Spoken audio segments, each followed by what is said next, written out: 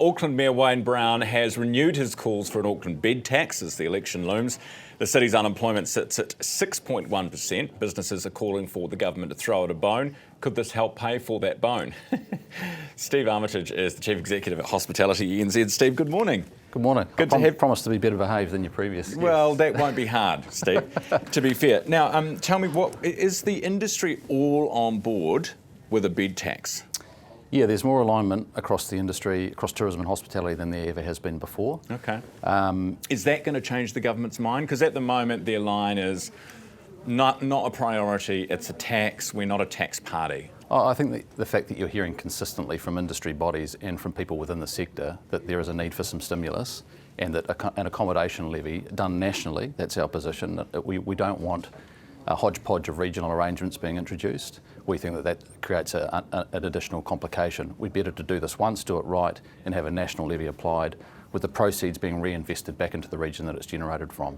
The Aucklanders and, well, Wayne Brown is screaming the loudest for it though. Yeah. If that gets it across the line and then, you know, that was a test case maybe and then you roll it out nationally, would that be something you would be happy with?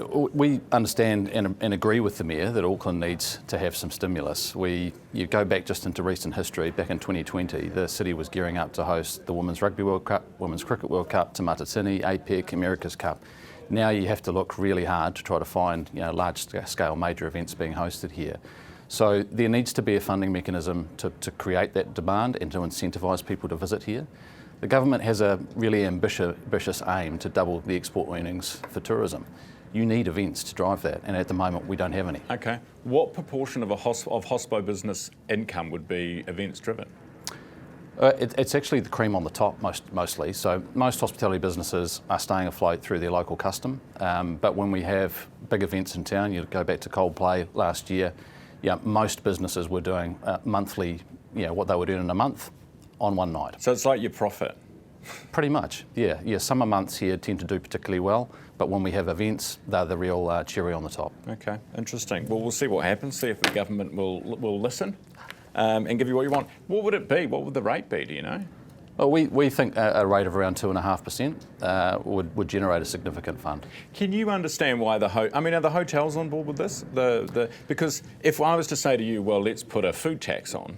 It's a pass-through, so they're not on the hook for it. So what was in place previously in Auckland was an attempt at this. It was called the Accommodation Provider Targeted Rate, but it was based on the rateable value of your property. So you were paying irrespective of whether people were staying. This is, if people aren't staying, you're not paying. But if people are having to pay more to stay, they might not stay.